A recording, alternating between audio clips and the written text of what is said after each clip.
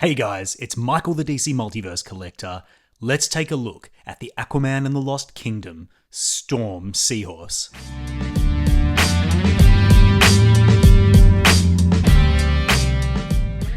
Hey guys, Michael the DC Multiverse Collector here, bringing you this look at the Aquaman and the Lost Kingdom Storm Seahorse figure.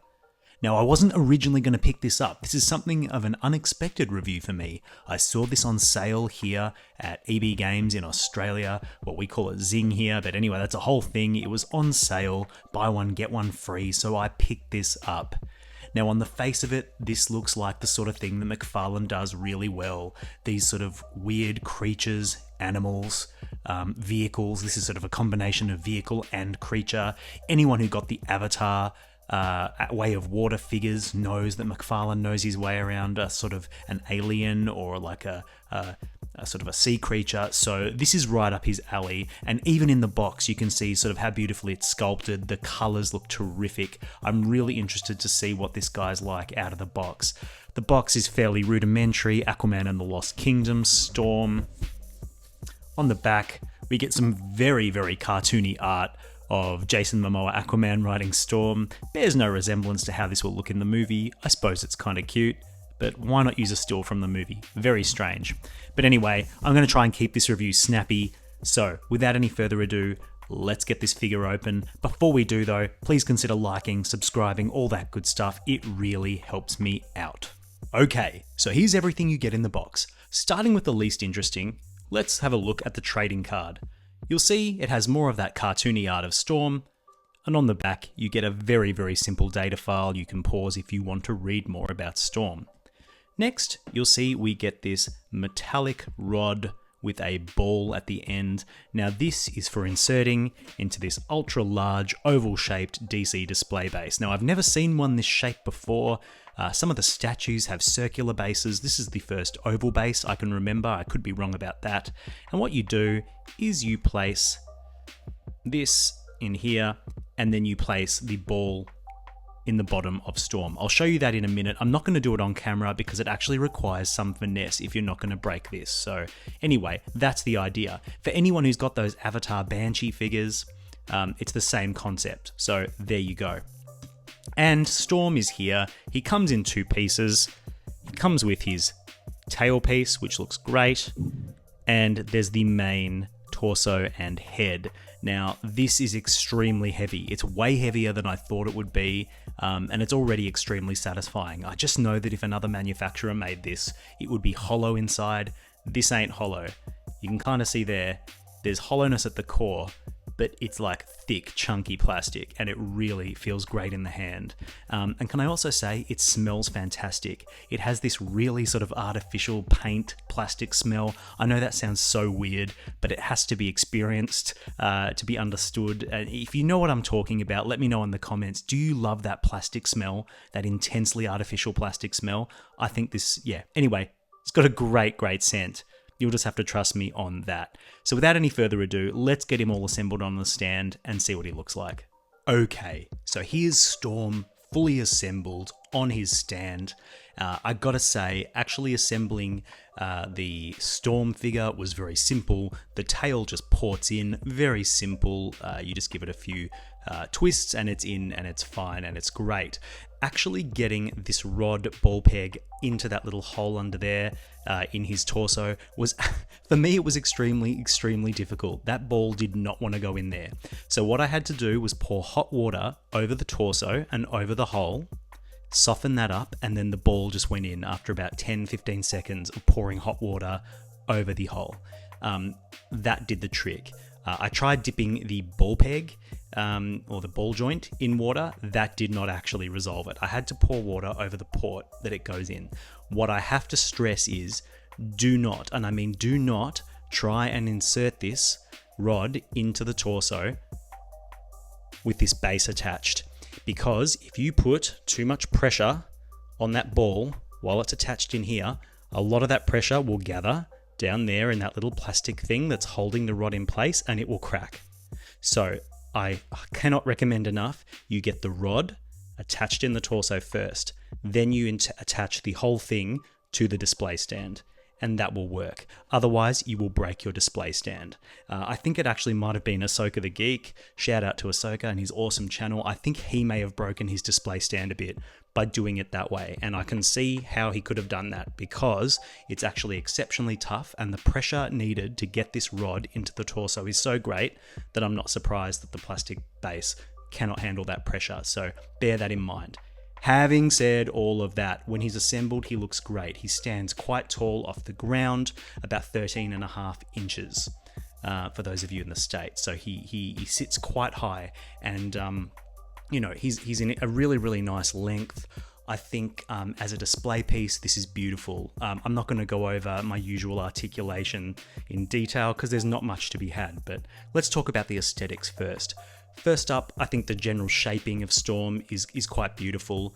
I like the curly tail here. There is nothing bendy about it. It is just very stiff. It's in place, which I think is like a missed opportunity. I know it might have increased the budget, but some bendy wire tail would have allowed for just different looks. But the look that we get is pretty good. I love this gradient of lavender and like turquoise.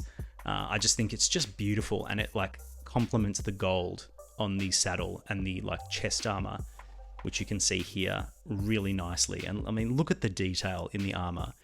This is all unpainted plastic, and it's like a separate piece that sits on Storm, but the sculpt is undeniable, and it's made up for by the fact that the actual seahorse himself is just painted beautifully.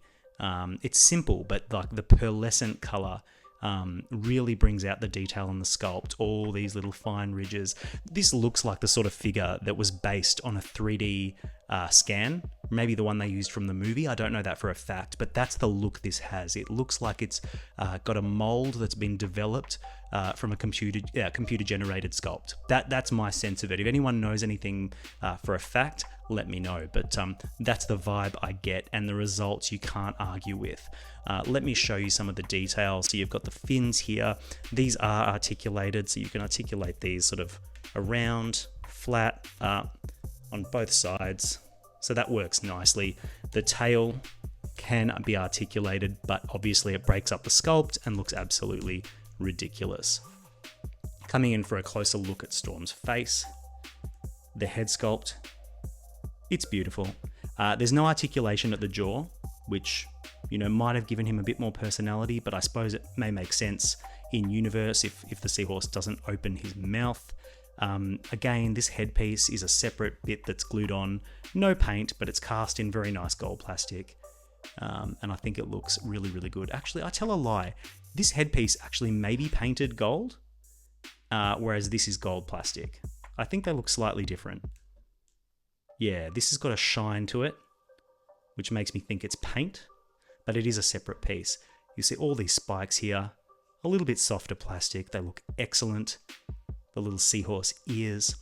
These reins are made of very, very fine plastic, so you've got to be careful when you're articulating the head.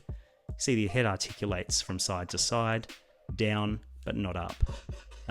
So just be careful with those reins, because I think these could break pretty easily. Other than that, there's not a lot going on with this guy. Like, he just looks great, and sometimes that's all you need. And in terms of articulation, I think the only thing I would note is, while you can sort of pose him on the ball peg here for some, more dynamic poses, I really think a neck articulation would have gone a long way. I don't know how that would have been implemented realistically, but if they could have found a way to get a joint in here that allowed him to sort of spread his neck out a little bit, like straighten up, but maybe that's not realistic. And it would have ruined the look of the figure, and I certainly wouldn't want to ruin the look of this beautiful display piece. So yeah, in terms of the looks of this thing, I think you've just got to give it full marks. It's one of the best looking creatures, vehicles that McFarlane's done to date. It's pretty close to the level that the Avatar Banshee figures, for example, were operating at. Less articulation than those, maybe a bit less you can do with it, but in terms of the sculpt and the paint, it's beautiful stuff. So, if you want a sort of a display piece, something to shine on the shelf, something to pose your Aquaman on, I think this is really, really great. Speaking of poses, let's get some Aquaman figures on there and see what the overall look is with a figure in the saddle. So here is Storm with the stealth suit Jason Momoa Aquaman from Aquaman and the Lost Kingdom. I do not have the classic orange and green suited Jason Momoa Aquaman. I gave that to a good friend of mine, but I still have this stealth suit variant, which looks pretty good. So if you've got the classic look Aquaman, I think he will look even better. The colors will pop. It'll be a perfect match. For what this is, I think it looks really, really good anyway. You'll see that the figure fits beautifully and articulates beautifully. It grabs the reins, and of course you can sort of maneuver, Storm around to capture sort of different poses, strike different sort of looks. But yeah, that's the Jason Momoa Aquaman and how he looks. Let's have a look at someone else. And here we have probably my least favorite DC Multiverse figure of all time. It's Flashpoint Aquaman, Emperor Aquaman. You can see he actually fits atop Storm really, really well, and the gold trim on his belt and his legs matches the saddle. He actually looks really, really good on Storm. I think that sort of orange, dark orange on the scaling of the suit goes really nicely with the turquoise and the lavender on Storm. It's a really nice complement. So as much as I hate this figure, this is probably the best way to display him, is atop Storm. But yeah, that's what that looks like. And finally, saving what I think is the best for last, we have the Aquaman from the Endless Winter Wave atop Storm. Now, this is the sort of classic coloured Aquaman, same as the Jason Momoa classic coloured Aquaman. So if you're looking to see what that figure looks like, this is roughly what it will look like in terms of the overall colour scheme. And you can see it looks beautiful with Storm. The greens, the oranges, the purples, the turquoise. It's just a gorgeous display piece. This is my favourite Aquaman in the range so far. I haven't got the Page Punches Aquaman. I think he would actually look really awesome as well. He has the colours, and I think he has that detailed sculpt, which will mesh well with the aesthetic of Storm. So if you've got the Page Punches Aquaman, the Endless Winter Aquaman, or the Jason Momoa Aquaman, either of them, I think they'll all look great. What I'm telling you is, any figure of Aquaman will pretty much look great on this Storm figure. I think that if we ever get a classic looking Aquaman figure, wink wink, I'm pretty sure we will be, but if we get a classic looking Aquaman, he'll go in my Justice League, and this Endless Winter version will sit atop Storm. I think this will be the pairing for life.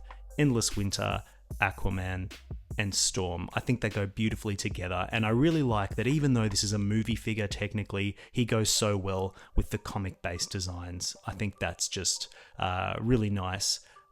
So it gives you a lot of versatility on how you pose and display this guy. He doesn't have to be a movie Storm, he can be a classic Storm. So yeah, that's what this looks like, and I think it looks incredible. I will say there's a slight mismatch on the gold between the bridle and the saddle here and his trident, but that's okay, it actually gives some variation. But yeah, that's what that looks like, and I think it looks absolutely awesome. So yeah. So what do I think of this Storm figure? Well, it's pretty much perfect. It perhaps could have used one more point of articulation in the neck for more dynamic posing, but that would have broken up what is an absolutely immaculate sculpt. The detail here is off the charts, the paint is gorgeous, and it works well with both movie and comic book action figures. The price point is also really fair. So I think this is a must buy if you like Aquaman. No doubt about it. Anyway, if this video has been helpful for you, like, subscribe, and until next time, happy collecting, and thank you so much for watching. This video was brought to you with the support of Fett's Hideout Toys and Collectibles. For a great range of toys from DC Multiverse to Black Series to Marvel Legends, Hot Toys and more, visit Fett's Hideout Toys and Collectibles and use the offer code DCDUDE, that's DCDUDE, for an exclusive discount month to month. Could be 5% off or $5 off at checkout. Try the code, see what you get, place an order with Fett's, and you won't be disappointed. And we thank Fett's for their continued support of this channel.